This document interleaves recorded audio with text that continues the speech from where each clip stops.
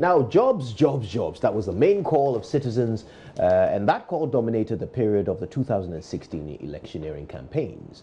The NPP and the NDC were under pressure to provide their grand plans to address what had become a blot on the country's conscience: unemployment. Now, indeed, that featured in it featured prominently in the manifestos of the two main parties. But more than 2 years after the eventual winner of that election took office, there are more young persons still on the streets demanding jobs, in spite of the many interventions such as the Planting for Food and Jobs, the NABCO program.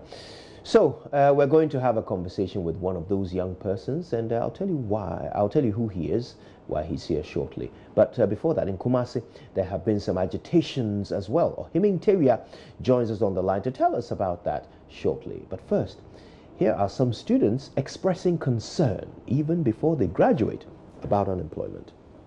The economy right now, most of you bear with me, the unemployment rate is rising rapidly day in, day out. And I'm currently a third-year student in the university, and considering the program I'm doing, job opportunities out there is very scarce, very rare. So sometimes I wonder how I'm going to put my skills into use after school. So I'm thinking of putting two and two, pulling resources together to enter my own sole proprietorship business so I can get something to do with my hands after school.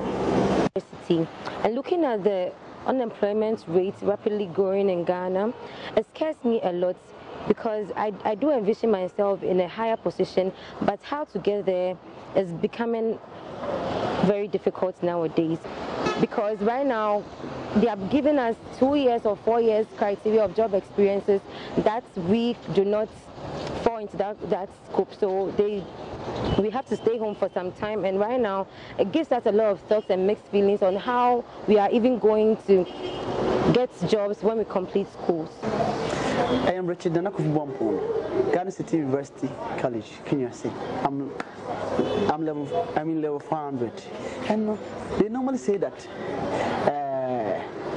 how can you get a job when you complete school? But I can complete school having every set, like getting first class, second class upper, second class lower, but I can't get job on it. But I can use my brain, my mind, to find a job that suits me.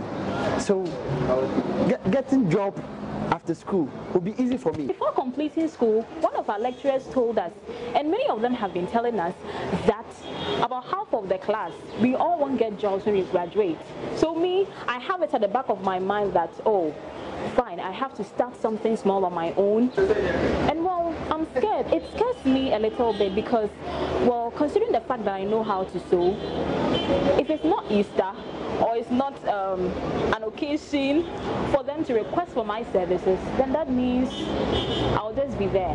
But if I am to have a white-collar job, I mean, 24/7 I'll be at the office rendering my services, I can go for loans and all that. You know, there are some benefits that comes when if you work at an office.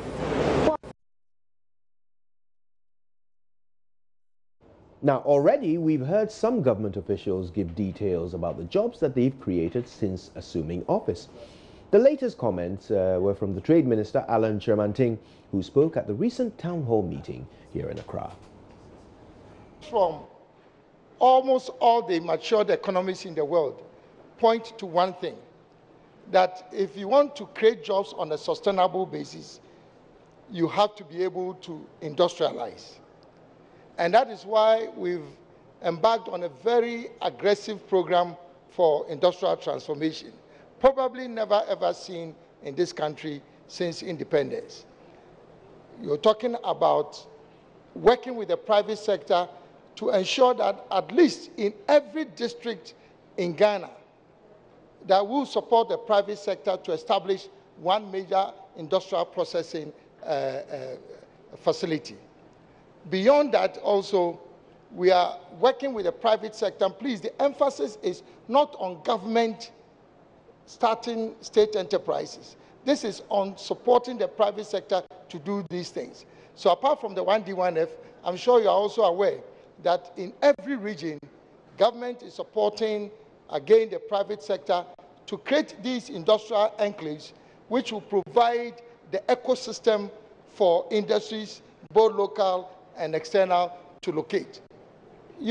This cannot happen by chance. You have to create a system that will attract investments into the productive sectors of the economy. That's how you create jobs. Even in the United States of America, they are talking about industrialization, manufacturing, because they need to be able to create jobs. And I could go on and on. Now, the former Director General of the National Development Planning Commission, Dr. Nimoy Thompson, says the performance of every government should be measured by the number of jobs they create. Speaking on the sidelines of the Institute for Democratic Governance Roundtable on local governance reforms, he stated job creation does not only mean putting people on government payroll, because it is not sustainable to do so. Ultimately, every government should be measured on the number of jobs they create, and then associated things like wage growth and so forth. That's what ideally, but we don't talk about it. Recently, when the Vice President spoke, he gave all these fancy economic GDP and all these other things. But the key thing that we should have been discussing was job growth. And we're not discussing job growth because the data is simply not there. And the data is not there because we haven't developed the framework.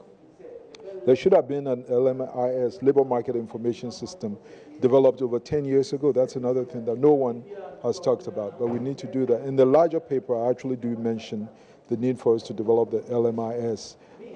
And that will be a collaboration between the Ghana Statistical Service, the Ministry of Employment, the Ministry of Local Government, and of course, by extension, the districts. But we need, as I said, ultimately, government should be judged on the number of jobs it creates, not GDP ratio, not exchange rate this and all those things. How many jobs did you create? Look at what is going on in the U.S. Trump may be, you may not like him, but every time he's criticized, he points to you the number of jobs he has created. And by employment creation, I don't mean putting people on government payroll. As I said, that is not sustainable. NAPCO is already collapsing because it wasn't sustainable to work with. Now, I promised you a conversation with one of these affected young people. Bilekmia Moses Liman is the Deputy National Organizer for the Coalition of Unemployed 2016 Public Nurses and Midwives Group. And in spite of the many assurances given by government to provide financial clearance to these nurses, they're still at home. Moses is one of those affected. It's very nice to meet you, Moses. Thank you for your time with us. Thank you very much for having me. Altogether, you've been at home now for what, 3 years? Yeah, almost 3 consecutive years now. Right. Yes. Tell me, just generally, do you still remember everything you were taught? In fact, I must admit that I wouldn't be able to remember everything that I was taught in school. Because having spent, I think, about almost 3 years at home without being practiced, it's a challenge, and I wouldn't be able to remember most of the things I learned. Because when you come back to the nursing fraternity, we say nursing is an act of practice. So the act of practice means that we need consistent or persistent practice to be able to keep your skills in touch. Yes, so once we sat at home for that quite long, I've lost a lot of skills. And so I don't practice at any hospital. I'm always at home, and then if there's even any other job, it means I have to go out and find a different job that is not relating to the health, or that does not pertain to the health matters or issues. Have you found yourself doing such other jobs? Oh, well, I have siblings who are depending on me, and I don't think sitting at home, for instance, it wouldn't be good. So I've actually found something doing to earn a living and to also support them as well. Can you tell us what have you been doing for yourself? I've actually been in construction fields when I'm not an engineer or a foreman. So that is the work that I'm doing to earn a living and to also be able to support my siblings, just as I mentioned. Yes. Tell me, I want to sort of bring our audience into your mind. Yes. What is the state of mind as a person who is trained to carry out a particular vocation, a life-saving vocation, who for 3 years cannot find the opportunity to be of value, of service in the way you've been trained to be? How does it feel on a daily basis?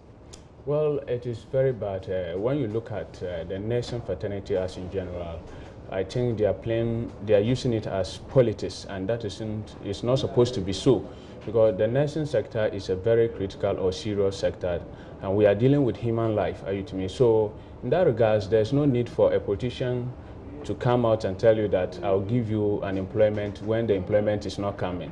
So it has been like NDC have provided us jobs, MPP didn't. MPP have provided us jobs, NDC didn't. And I think it will go a long way to affect us. You see, so dealing with human life, when we look at or we turn our attention to the practice that I was talking about, immediately after completion of school, maybe you'll be given the 1 year mandatory national service. So after you've gone through that, you need to be posted immediately so that you can continue to practice. But this doesn't happen, and it's a worrying issue. We have a lot of badges that completed, I think, way back 2016, 2017, and 2018 as we speak. So we have about almost 4 badges that are at home being unemployed. And it's a very worrying phenomenon.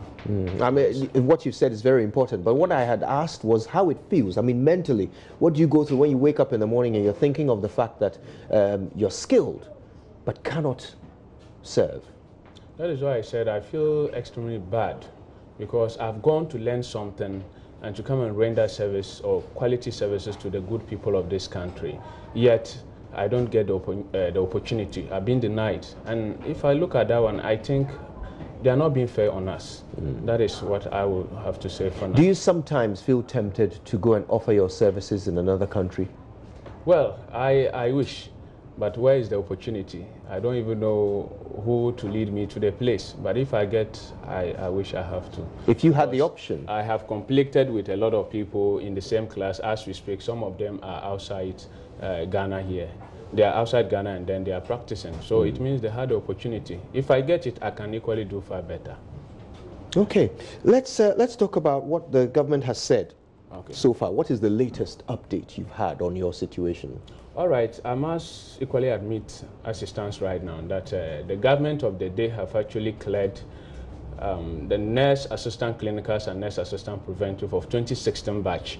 And again, the registered nurses and midwives, that is the diploma nurses, also 2016. And the recruitment is ongoing. But the unfortunate thing too is that when you look at within the nursing fraternity, those who completed in 2016, some people in their first attempt were not able to make it. I mean, they couldn't pass the licensing exam, so they failed. But their second attempt, they were able to make it up.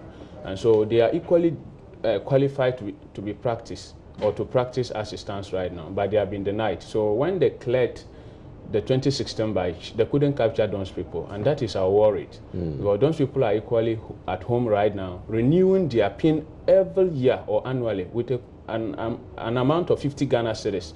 So they have to pay it and go to NMC and renew it. Meanwhile, they are unemployed amidst the economic hardship in this country, and it is a very serious challenge. So, I mean, are you at your wit's end? Are you at your tether? Are you at your limit? Is there an ultimatum? What will happen if, months from now, you are still at home? Yeah, well, as we speak, I think I've been employed. I've been given a hospital to go and actually commence work. But as a spokesperson for my group, I need to also at least push them so that they'll be given the needed whatever information they want, so that at least they can also move on and be recruited as well. And so as part of the team, I would wish we've given a 7 days ultimatum to the government that they should capture them and employ them immediately. So if that 1 week ultimatum elapsed and we didn't actually get any information or feedback from them, I think we have actually outlined our, the programs we'll be carrying on. And that is, we have to get to the ministry to pick it and create the attention of the whole, country, and to the ministry as well, so that our issue will be addressed simply. So you're threatening to pick it at the ministry 7 days from now if all of your members are not placed? Exactly. That is if the ministry have failed to deliver whatever things we are looking forward to achieve. But if indeed they have gone ahead to clear them, we wouldn't have problem than to thank them and move forward. All right. Yes. Well, I've got to say a big thank you to you. We appreciate your time with us, helping us understand the unemployment situation here in Ghana.